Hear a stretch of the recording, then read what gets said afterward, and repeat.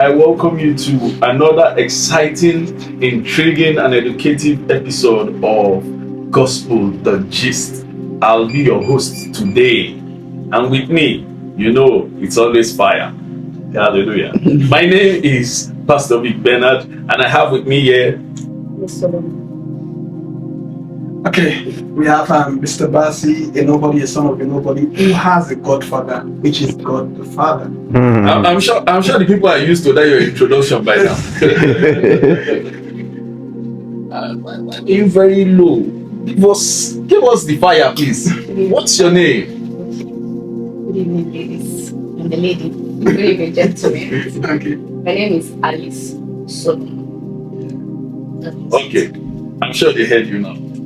So we'll go straight into what we have today. With us in the studio, we have men of God, men of substance, and we'll be looking at a very, very, a very crucial topic when it comes to the church and the country generally. And we brought them here so that they give us light, because what men of God do is they bring light to the places where we have, where there's darkness. They open us up to God's mind in that direction. Without any further explanation, let's welcome our pastor. Sir, introduce yourself. Hi everyone, my name is Pastor Danson Magaji. Hallelujah. So, yes, I'm Reverend Kasme King. Yeah, we've had the Reverend here before with us in one of our episodes. You can go back and check for that episode on our channel. Okay, please, I would like them to tell us where they function, the church that they represent, and everything, so that people can know them very well. You know, at least Reverend is not a small person. Understand? He has a church, and so let him expatiate that for us. Okay. I'm the set man, by the grace of God, of Joint Heirs Community Church worldwide. Yes. And I am a servant with the Favor Generation Church here in Abuja, leading the national headquarters. Wow. So we have great men with us today. I'm telling you, it's going to be an exciting time with us today. So stick with us as we move the way God is leading us today in this episode. So, man, but we've been seeing quite a lot that's going on in Nigeria. I'm sure everybody is open to the information of the things that have been happening in the church, in the country as a whole. So, the first question we have today, which I want Pastor Danson to give us the first answer, because he's new to our podcast, is when you look at the current state of insecurity in Nigeria, kidnapping, banditry, terrorism, and attacks on communities, what gives you a cause of concern? Like what gets to you the most?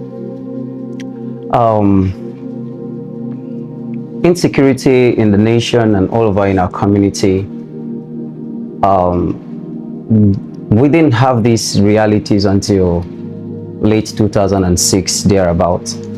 And if you look at the optics, you discover that the trajectory of this insecurity, irrespective of how they are being interpreted politically and what have you, has had a lot of religious connotation. And that is because the foundation started when people began to speak about how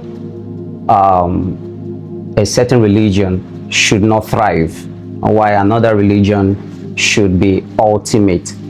It gives me a concern, because I feel threatened as a Nigerian, as a Christian, who should practice my religion free. And I watch my parents practice their religion free without any attack or intimidation. It gives me a call for concern that my religion is being threatened, my life is being threatened. I might not be free to practice my faith. That's a big concern for me. The threat on practicing our faith. So, man of God, please, can you throw more light on that? Okay. Now, just like he rightly said, now it has to do with religion. It has a religious, undertone towards it, and mostly in the north. In the north, Christianity is really, really threatened. I grew up in the north. I was born in the north. I was born in Zaria, and I lived in Kaduna for a long time. It wasn't so from the beginning. But you see, I feel that there are some kind of political, undertone, to it too. Maybe one religion trying to say, okay, we will be the only, a group of people that should rule the nation. Let me stop here. Further. So, there was a man of God that came out in the open on social media and started crying for help. Yes. He started crying for help from external bodies coming to the aid of Christians in the north. Yes. So, and then some points of people started describing it as genocide. Or let me throw this question to the both of you, sirs. So, do you see the killings that have been happening, whether in the north, in the south, all over Nigeria as a whole? Do you see it as genocide, or it's just criminality and terrorism? Okay, let me come in there. Now, let's come down to the Middle Belt region. Now, the Middle Belt region, it's really the center of it. Yes, you may think that it started from the north. Yes, that of the north is religious. It's religious, but that of the Middle Belt is economic. Highly economic. Now, I heard that a group of people said, okay, maybe like the Benue side, that Usman Danfodio was killed there and his head was, buried there. And so they are demanding for the head of Usman Danfodio. And then number two, the land is fertile for grazing. And then there's a river there. And now what they are trying to do in the Middle Belt, not just in Benue, because they farm in the Middle Belt a lot. Agriculture thrives in the Middle Belt. Now is to destroy the economy. Yes, the economy of the Middle Belt, so that there won't be food anymore. That's just it. But let's before I dwell mainly on this very genocide issue to see whether it's genocide or not genocide. Can you, since you are both from the north, so I want to, if you can give us a background on how this started, all these killings and everything. I know Pastor Danson has touched some part. Do you have an idea on how we got to where we are? Because it's like a journey that has been taking place for a long time. Pastor Danson said around 2006. Do you have any occurrence that you can remember how it started until we get to where we are now, that it has mainly taken over the whole country as it is? So can you give us the background so that we know where to tackle and the rest? Okay. There is criminality in this thing too. It has become criminal because people are being kidnapped and then ransoms are being asked. And now the money that comes from this ransom, they are used to buy, ammunitions and, their food. Do you think government's hand is? Well, I can't say that. No, one thing that got me thinking was the fact that there was a kidnap in a church in Ekiti State, I think. And then when it happened, is it Ekiti or Kwara? I don't know. In Oyo State. No. Recently? No, it was a while then. ago. Okay. Yes. Yeah. It should be Kwara Ekiti. State. Yeah, Is it Kwara State? Is it yeah. Kwara? So Okay. they kidnapped those people, and after a while they released them. Maybe I don't know what happened, if government met their needs, but I know that it wasn't based on the fact that maybe they raided the place, killed the bandits, and brought them out. No, it wasn't based on that fact. And then we now see a similar case happening in Oyo State, and then you are now seeing the demands That are that being those made. people are putting on Yes. the lives of those people. Yes. So do we want to say they actually made demands for the other states, and government met it? The government of that state met with the demand. Can I try and drive us somewhere? You spoke about where this all is. Yes. You see, we can have what we call ripple effect. Like it began like this, and that is why we're here. Nobody was talking about kidnapping. Nobody was talking about banditry. No. When I grew up from my secondary ages, we heard about Madame Fodio and Yes. The jihad, right? Yeah, and for a long while, nobody heard about the jihad. Yes. Until Sheikh, I've forgotten his name. He's dead now. I rather not remember his name. But then until he came up and with an ideology, speaking against education, and then bringing religion into it a whole lot. Then all of these are just buying from what has been sold. Yeah. Politics is taking advantage. You can, and I don't want to focus there, right? But the foundation is there, that there's been a religious war. It is not, I wouldn't like to call it a genocide. I wouldn't like to call it a genocide because of the meaning that aligns with genocide, but I would like to call it jihad. Yeah. We are scared of mentioning that because they are not acting like the guerrilla war of those days, where the Fulanis attack a community, get rid of them, force them into a certain religion, and then maintain status, and then they keep overcoming. And how did Abuja come about? That is how Sule and Abu, they are both brothers. Yes. That is how they ran away from where they are supposed to be indigenous, and then one came to Suleja and then Abuja and what have you, because of those kind of guerrilla war. So it stopped for a long while until this man came up. Now, this is where we are. Whether we like it or not, there is a religious war. Someone is not. It is not the general ideology of all Muslims. But if you're talking a religious war, it is looking as if a religious war has to do with two particular entity. Okay. So now it's looking as if it's only one entity that is killing the other one, and then there's no response from the other side. So can you call it a religious war since it's only one person, one side that is targeting the other one? Okay. The other ones are not retaliating or something. Okay, so maybe war is declared based on the magnitude of destruction, magnitude of attack, and what have you. Maybe you might not have the two sides fighting each other, only one side. But when you hear religious war, it's like I have come to attack you.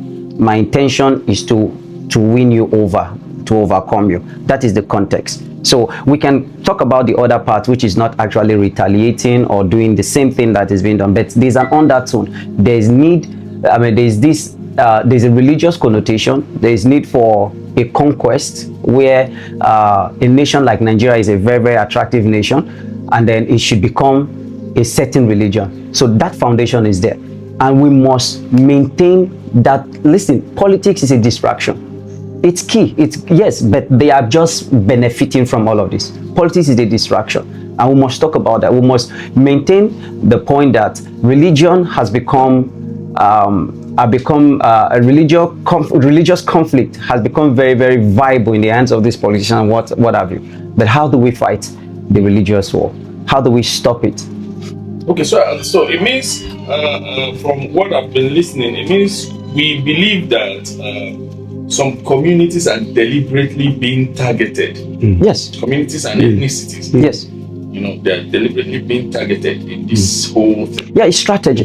Strategy begins from somewhere. Once you have a strategy, you must start from somewhere. Mr. Bassi said something. He said that from his explanation, he doesn't want to call it a war. Because war involves, two people care about this country and this country involving themselves in a war, and then this one is sending drone, this one is throwing missile, and the rest of them. Yeah, that's true. I think why we will still look at it as a genocide in the way it was described is because there's no retaliation per se.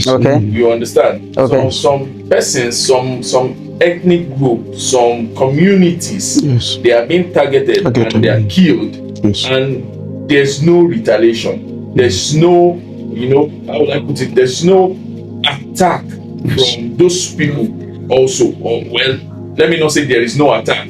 It's not really in the open. I think if there was actually an attack, it would be in the open. Everybody would know that there's an attack. That's where I'm saying that from. That there's really no retaliation for whatever is going on, and that's why Mr. Bass is saying we can't actually call it a war. So must there be a retaliation for it to be called genocide? No, or the absence of retaliation makes it genocide. So let me snap a picture of Israeli and Palestine war. What makes people claim that Israel is committing genocide against the Palestine? It's because the magnitude of the impact. When you hear that children are being bombed, no, but it's also because the Palestinians are not really retaliating. Did you say that? Retaliating the Hezbollah. The Hezbollah, yes. People retaliating. Yes. No, it's Hamas. Listen, it's Hamas. It's Hamas. Yes. Basically, when I mention Palestine, I'm talking about Hamas and Israel, Hamas right? And so it's not Palestine, right? It's Hamas. So when you hear that Israel is committing genocide against the people of Gaza, the people of Gaza. So specifically, there's exchange going on, but someone begins to cry when he has been affected, in a certain way. He feels, I'm not powerful enough to do that. Yes, that's where it comes from. So when they mention children are being killed in school, and they say, it's genocide because these people are supposed to be the weak ones. They call it genocide, but there's war going on. How did it come about? Right, so that's why I try to refrain. These people who are killing in the northeast and what have you. Yes, now they are called bandits, they are called terrorists, and what have you. But you really don't know. They are non-state actors. They're acting on their own self-will. So it's a jihad. It's somebody with an ideology and who wants to enforce that ideology, and so he will do that by clamping down on you, by killing you, by destroying you. And I don't know how far that is intended to go, but that's how jihad goes. But Papa, what is the role of the government in all this? Because it's as if government are the federal government is not doing enough. And now if you ask the state government, and then they will tell you that they cannot, because we saw even your own that just happened recently. We saw how VDM went to talk to the governor, and after the protest he talked to the governor. The governor was like his hand is tight, that he cannot give order like that. He can't just tell the soldiers, you are going to the bush, and then it's not the commander-in-chief. They have to give an order. So why is it that the government are not doing enough? Because I think one of the leaders said something lately. He said that any war that lasts over 24 hours, that the government hand is involved. And then we are shying away from talk about all these things. Why is government not doing enough? Okay, now it comes to the governmental willpower.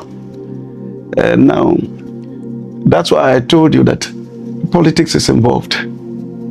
Politics is involved because if an elected, official, maybe comes in, and then a larger part of this group that are really attacking others are there, he may be seeking for re-election. I may not want to do much. You understand now? So that willpower is not there to exercise his authority, because that person wants to come back for the second term. And so the people should be killed. No problem. But if you elect me, then I will do what is in my mind. That that election may not, that victory may not come. Why? Because the attackers coming from this region, they are wise too. They are wise too. So that is why it's looking like the government is not doing much. It's not that the government is not doing anything. The government is doing something, but not much, because they are seeking for their own personal ambition in the area of re-election. So they need something to campaign. They need something for campaign. I will also add this. Let's understand that there are international factors. When the government cannot really help. How many of us have been online recently? There's this guy called Sunday Igboho. Yeah. He had to go to the Fulani community and tell them that in 2 hours, the people that were kidnapped must be released in his community, must be released, otherwise they will get fire for fire. And in 2 hours they were released. Now the question someone asked me was, why? And I'll tell you very simple. The things that Sunday Igboho will do, the government can't do. Because they are signatories to treaties, international human rights laws, and what have you. And then the alliances they have. And that's why you hear the government crying, there are equipment we would have loved to have, but the people who can give us is the US, but for diplomatic reasons, what have you. So some of these are huge factors. Government will is huge factor. Yes. There's a government that will come into, there's a president that will come in right now, and his language, the way he speaks about security, we reduce it to the barest minimum, because people begin to, you see, the Bible says evil fears good rulers, right? Evil fears good rulers. Evil men, they tremble at good rulers. When a ruler is good, he knows what he wants. His body language will make those who are in the forest to tremble. His body language. So those factors are there. So there's a whole lot. We can blame the government, but I must assure you, just as has said, politics is part of it. They are beneficiaries of they are beneficiaries. But when a good leader is in place, things begin to change. I want to check in something.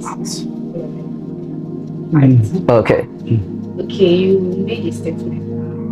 You guys have been saying this is more of a religious war or something. So I want to ask, is it that, to me, I feel like the things happening in Nigeria has a lot to do with external force. Okay.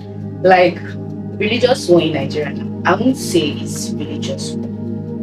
I feel like external are using Forces. this as a means to reduce Nigeria to a state whereby we cannot, like, we turn against each other. We turn against each other. We are fighting each other. But I feel like external forces are involved in this, because there's a particular thing they want from this. Me, I'm not much into politics or all that. Yes. But there was a time I can remember that Trump started an issue that he wants to come and fight Christians or something. I just feel like people are using this not Christian. I think that time that he sent Trump to one of the Sokoto State. Yes. Boko Haram. That was a tomahawk. It was a good one. Yes, tomahawk. Yeah. Yes. You say it's an external body, but we need these external people to come and help us, since our government cannot do. I'm not saying it as that's no. no. I understand where you are going, but you can say, okay, these people are getting ammunition from those people, to help them do one or two.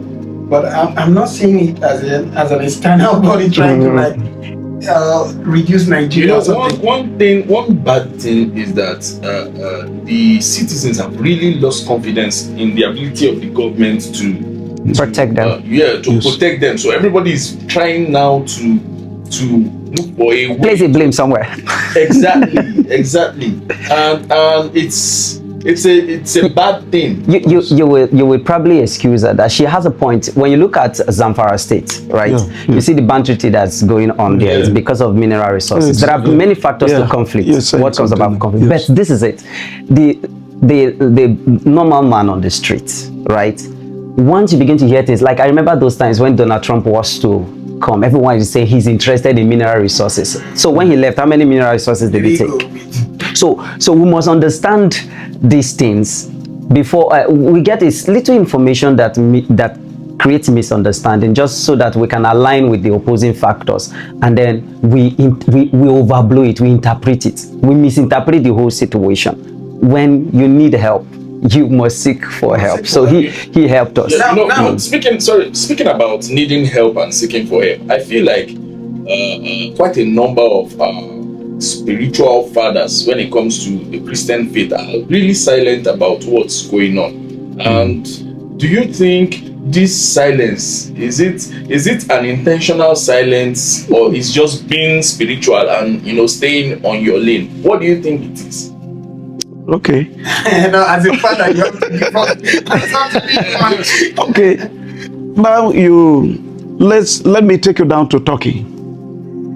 Yes, Turkey was Islamized, due to certain factors. Now,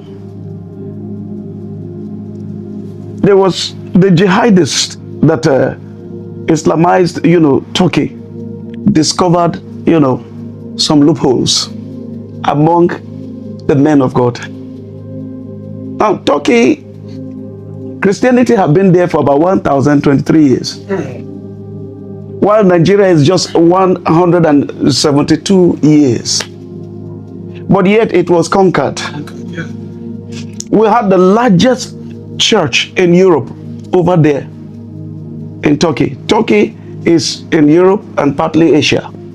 And so the loophole that was discovered there, that there was disunity among great big men of God. And so they capitalized on that disunity and conquered Christianity there. Now, in Nigeria today, you discover that one pastor may decide to speak, but from his denomination. Why are they not coming together? Have you ever heard that they have a meeting coming together to discuss the way forward concerning this insecurity? Have you ever heard that they came together and talk about having a great protest for every Christian to come all out and protest? Because we vote, these guys into government. Yeah. They should not sit there. They should do something. They should do something. So I expect that men of God, great men of God in this nation, shouldn't be speaking from their denominations alone. They should come together and do something. I'm not going to tell them what to do, but they know what to do. When the religious crisis hit Kaduna, I have been frequent in Kaduna State. What happened? It was when unity came into place that thing stopped. Forget about what is happening right now. The banditry of this. There is no religious, whatever in Kaduna again. After that, something was done. They came together. They had one voice. And something happened. And I'm not going to tell you what happened. But something happened. And when it happened, it stopped. You never could hear that anymore. So, sir, in a nutshell, you're saying that all our fathers of faith that we hold in high esteem, they need at least they have a body Christian association. Yes, they have to come together and with one voice and agree on one thing. Not some saying this and another faction saying this. Some people are agreeing that it's a genocide, and others some are not agreeing. It's not yes. That way. It's not. So we have to be our eyes have to be single. Like Paul said. That if your eyes is single, your whole body will be full of light. So it means our eyes have to be single. Not when you come together and discuss. And then greedy group will go to the government and collect money, and then they will be speaking from the two sides of their mouth. So the reason why this insecurity have not stopped is because our great men of God have not had one voice, have not come together. Everybody is building his denomination. Everybody is doing his own crusade here and there. Do you think this happened? Why they cannot speak is because some of them have a lot of things whereby if they say anything, government can go again after them. Like some have universities, some have secondary, some have this, and then have a lot of mansions. Can you hold a bunch of broom and break it? You can break a single stick of broom. But if they come together, will they gather all of them and break them? These guys are big boys. They have big people in their churches. Some of the governors are in their churches. Some of the senators are in their churches.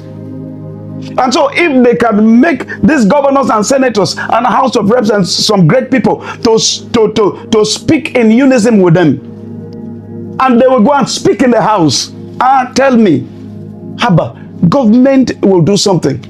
Okay, so sir, I want to say, in all of this now, should Christians still depend on praying, or is there certain practical actions that we need to start taking? Protesting, or are there some practical? There is a place for prayer, and there is a place for strategy. I say they should strategize. The general only can lead his own army to victory at the drawing board, at the strategy room. War and battles are not won on the field. Yeah. It's in the strategy room. They should come out with something. They have the Spirit of God in them. Catholic, Anglican, Pentecostals, come together. I don't see them coming together. As long as you have not touched any church in our region, we are safe.